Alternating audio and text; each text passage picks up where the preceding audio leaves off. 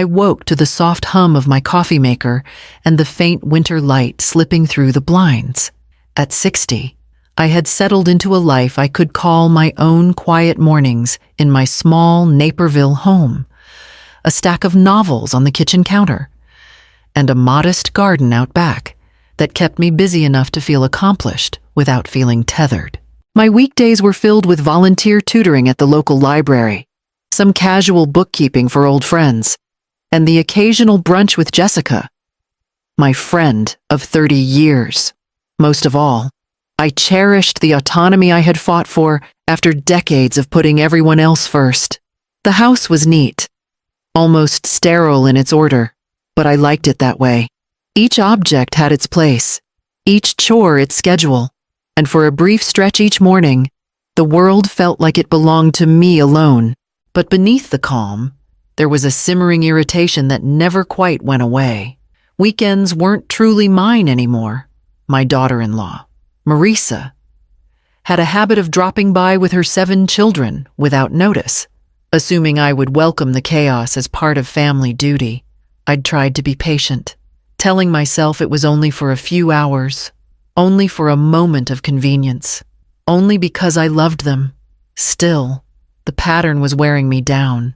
Even after retirement, after raising my own children, after giving years to support a family that sometimes seemed to forget I existed outside their needs, I felt the familiar tug of obligation pressing against the thin walls of my independence. I sipped my coffee slowly, forcing myself to enjoy the warmth, but in the back of my mind, I could already feel the weekend creeping closer, and the exhaustion it promised. I set down my mug and glanced at the calendar, where Saturday was already marked with the subtle reminder of family expectation, and I realized that this weekend would be no different than the last. And so, I began to plan for what I might do differently this time.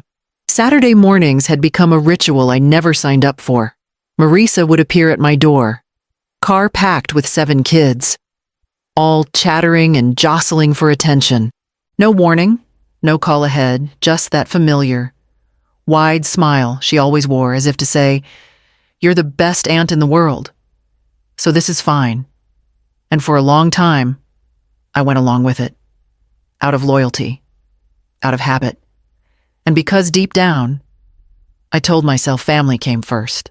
I could still see the Saturdays from a few years ago, when my back ached from chasing after the twins, or when I'd skipped a lunch or a nap just to keep them entertained.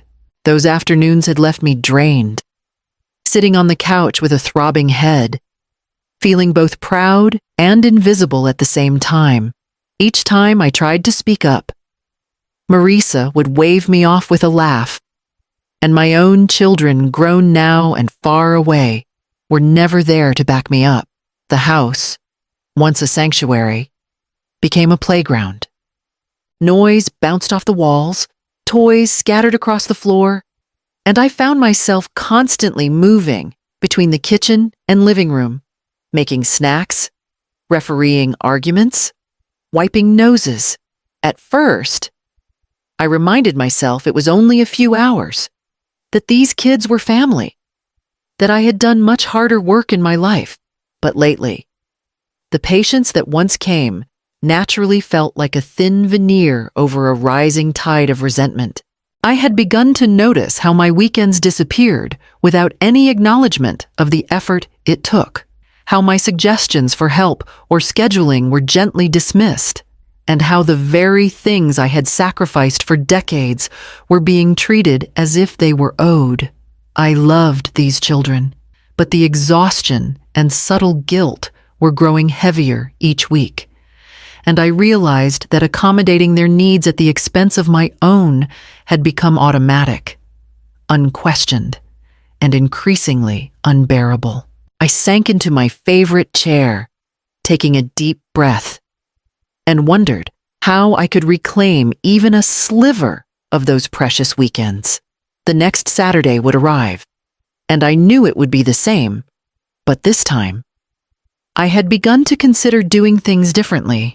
I decided it was time to speak up, cautiously but firmly. One Friday evening, After the children had been picked up and the house was finally quiet, I called Marisa. I tried to keep my tone light, as if suggesting a minor adjustment rather than confronting a long-standing pattern. Marisa, can we talk about the weekends I began? I love spending time with the kids, but I need to plan some Saturdays for myself. Maybe we can schedule visits so I can have a break now and then. There was a long pause on the other end, the kind that makes your stomach tighten. Then she laughed lightly, almost dismissively. Eleanor, you know these kids adore you. You're practically part of the family every weekend. I don't see why this is such a big deal. I tried to explain that I needed personal time, that it wasn't a rejection of the children, but my words seemed to evaporate into the phone. You don't have a husband or kids of your own, she continued. So this is easy for you. You have time. We work hard all week. You can spare a few hours for family. Can't you? I felt a flush of frustration and guilt, the familiar tug-of-war between my own needs and the expectations I had internalized over decades. I wanted to preserve harmony, to avoid conflict, but I also wanted to assert that my time and energy were valuable. The next Sunday, I decided to try again, this time speaking to my parents during dinner. Mom, Dad, I said, hesitating slightly. I've been feeling overwhelmed with the kids every weekend. Could we consider a rotation or some schedule that lets me have some free time? Helen looked up, fork in hand, and gave me that disappointed look I knew so well. Eleanor, we raised you better than this. Marisa works hard. She deserves time with her husband. You're single. You don't have those responsibilities. Helping family is part of life. George nodded silently. Marisa chimed in from across the table, insisting it was simple, that I could manage both the kids and my personal life. I smiled politely, trying not to let the frustration show, but inside, I felt a gnawing sense of being undervalued and taken for granted. I cleared my plate, knowing that my quiet resistance had failed, and began to wonder if things would ever change. The approaching Christmas holiday loomed ahead, and I sensed that the stakes were about to rise even higher. It was early December when my phone rang with Mom's familiar, cheerful tone, the kind that usually carried good news or a simple question about dinner plans. Eleanor, darling, we're planning a big Christmas celebration this year, she began. I smiled politely, already bracing myself for the details. Your sister Marisa and Rick are inviting everyone. And of course, we'll have all the kids here, 7 of them, plus any cousins and aunts and uncles who can make it. I listened carefully as she outlined the plan. We thought it would be wonderful if you could take care of the catering. You've always managed family gatherings so beautifully, and you do such a great job with the kids. We'd really appreciate it. My stomach sank. Catering for 25 people, plus supervising 7 children.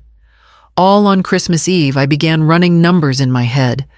The deposit alone would be over $1,000, and the final cost would nearly double that. Beyond the financial strain, the thought of standing in the kitchen, preparing food while managing chaotic little hands and endless questions, felt like a weight pressing down on me. I tried to mask my hesitation. Mom, that's quite a lot, I said cautiously. Are you sure everyone will be okay if I handle this? Oh, Eleanor, we wouldn't ask if we weren't sure, she replied brightly. You're so reliable, and you've always done so much for the family. It's just one day, and it will make everything perfect. I felt the familiar tug of obligation, the sense that saying no would be considered selfish, ungrateful, even unloving. It wasn't just about the cost or the effort.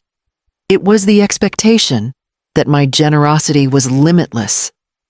Week after week, Saturday after Saturday, I had given my time freely, and now it seemed the holiday was just another opportunity for my family to take it for granted.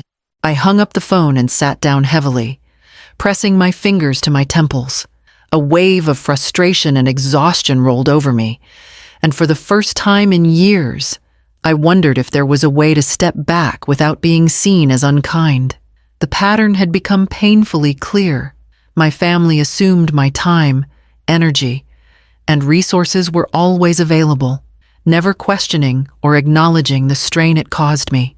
I rose from the chair, staring out the window at the quiet neighborhood, and realized that this Christmas would be a turning point. Something had to change before the holiday arrived, and I knew I could no longer follow the script my family had written for me. I decided to drop by my parents' house that evening to discuss the catering details in person. The drive through Naperville was quiet, the streets dusted with early December snow, giving everything a deceptively peaceful appearance. I kept rehearsing what I would say, trying to keep my voice calm and measured. I didn't want another confrontation with Marisa over minor scheduling issues. But I needed clarity before committing to the Christmas chaos. When I arrived, I let myself in with the spare key I'd had for years. The house was warm, filled with the faint scent of roasted vegetables and pine from the small tree in the living room. I was about to call out when I froze, hearing my name from the living room. My parents' voices carried clearly, but there was an unfamiliar note of amusement I couldn't place. "Oh, Linda. Cameron will be perfect for watching all the kids." I heard Marisa say, "Don't worry about bringing any activities. We'll just set up the back bedroom with movies and games. She can stay up there with all 7 children while we adults relax downstairs." I pressed myself against the wall, my stomach tightening. My heart started racing. 7 children, upstairs, alone, all day. My face burned with a mixture of disbelief and rising anger. My parents chuckled in agreement, praising my supposed patience and energy. "She has the stamina," my mother said. "She's used to it every weekend." After all, I sank into the hallway, trying to process what I was hearing. It wasn't just that they were expecting me to watch the children. It was the way they treated it as inevitable, as if I had no other life, no personal needs, no right to rest or enjoyment.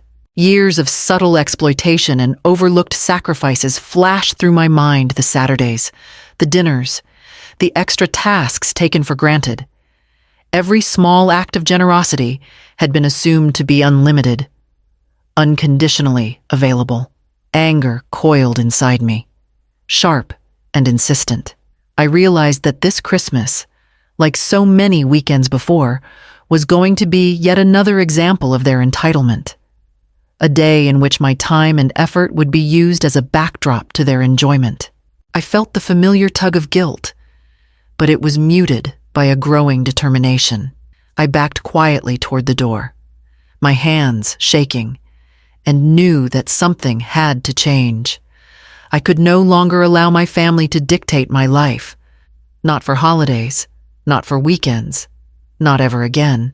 I stepped outside into the cold night, gripping the door handle, the first seeds of a plan forming in my mind, ready to reclaim control of my Christmas. The next morning, I began considering exactly how I would do it. I sat at my kitchen table the next morning, the phone in my hand, staring at the number for the catering service. My heart raced, but a sense of clarity had replaced the fog of frustration I'd felt for weeks. I took a deep breath and dialed Romano's. "Yes, I need to cancel the entire Christmas Eve order," I said firmly, surprising even myself with the steadiness of my voice. There was a pause on the other end, followed by polite disbelief. "Cancel the whole order, ma'am. Christmas is only a few weeks away." "Yes," I replied, resolutely. "Please process the cancellation. I'll handle the holiday differently this year." The administrative formalities were brief, and soon the confirmation arrived. About half of the deposit would be returned. But the larger point had been made. I was no longer consenting to being the family's unpaid caterer or babysitter. I sank back in my chair, a mix of relief and apprehension washing over me. The thought of facing my family's anger loomed, but for the first time, I felt the stirrings of something I hadn't allowed myself in years control. I pulled out my phone and scrolled through my contacts until I found Jessica Torres's number.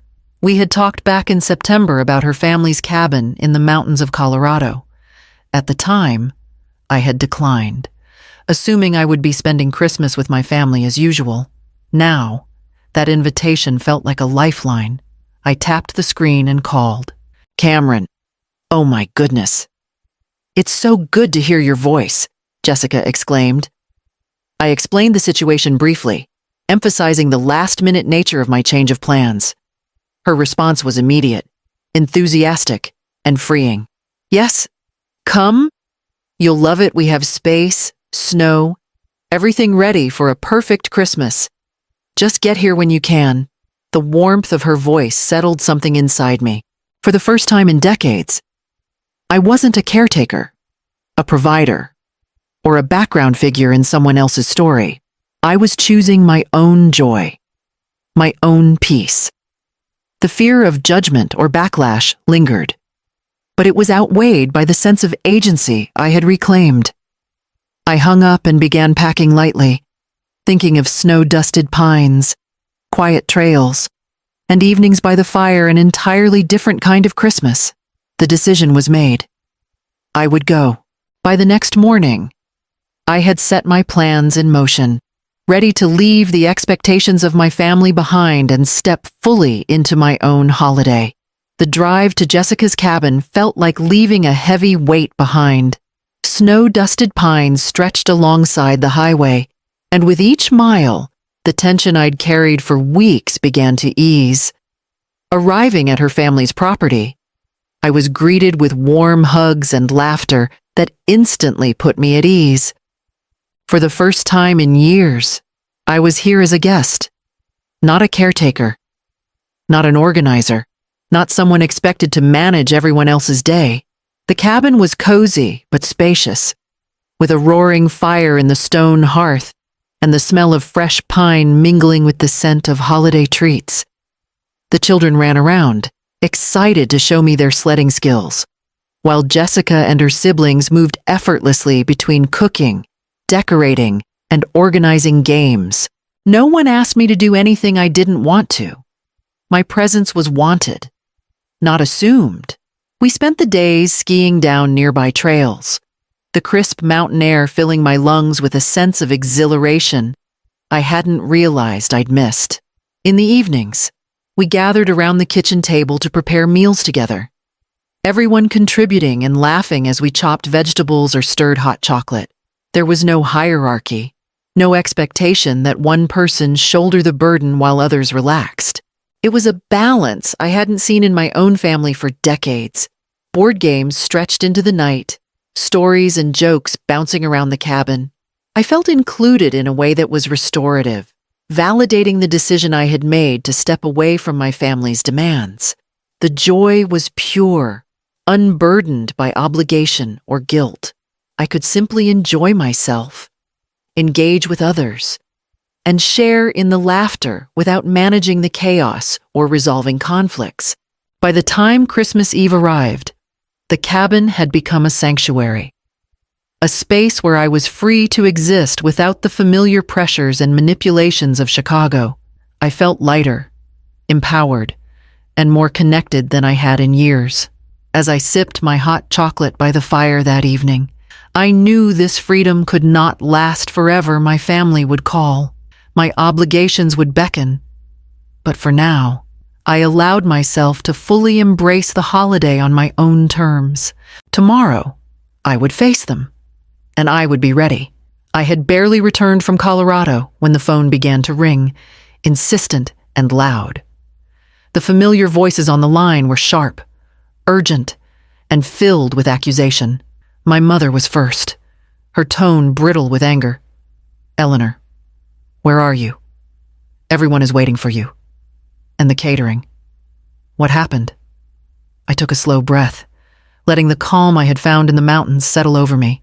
"Mom, I'm not coming. I made other plans, I said evenly. Her disbelief was palpable. You're abandoning the family. Christmas Eve is ruined without you, she insisted. My father's voice followed, stern and disappointed. This is unacceptable. We've counted on you for years. You can't just— I held up my hand, cutting through their chorus of complaints. I've been counted on for decades. Yes. I've given every weekend, every holiday, every expectation without pause. But this year, I'm choosing differently. I will not cater, I will not supervise, and I will not be treated as an unpaid servant for your convenience. The line went silent for a moment, and then Maurice's voice rang sharp and incredulous. Eleanor, you can't just leave us with all 7 kids. This isn't about you. We've planned everything so we could relax. I understand your plans, I said firmly, but I am not part of them. I love these children, but my time, my energy, and my peace are not up for negotiation. If you cannot respect that, then I will not participate. I could hear the disbelief, the sputtering attempts to guilt me, the sharp intake of breath as they realized this was not going to be one of the usual negotiations. I felt a surge of something unfamiliar satisfaction, clarity, empowerment. I was standing firmly, articulating a boundary I had avoided for years, and I could feel its weight lifting off me. After the calls ended, the room felt still, the usual tension replaced by a quiet certainty. I knew that there would be consequences, upset voices, and perhaps even resentment. But for the first time, I realized that protecting my happiness required saying no to manipulation, that my own well-being could not be sacrificed for the comfort of others. I hung up the phone and sank into my chair, letting the realization settle the next holiday, the next weekend, and every moment I had previously given without thought could now belong to me. Tomorrow, I would begin rebuilding my life on my own terms. The next days were quiet in a way I hadn't experienced in years. I blocked the persistent calls from my parents and Marisa, letting the silence replace the usual tension that had filled my phone.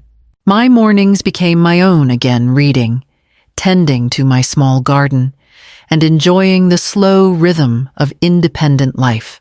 Afternoons were spent visiting friends, volunteering at the library, or exploring new parts of the city I had never taken time to notice.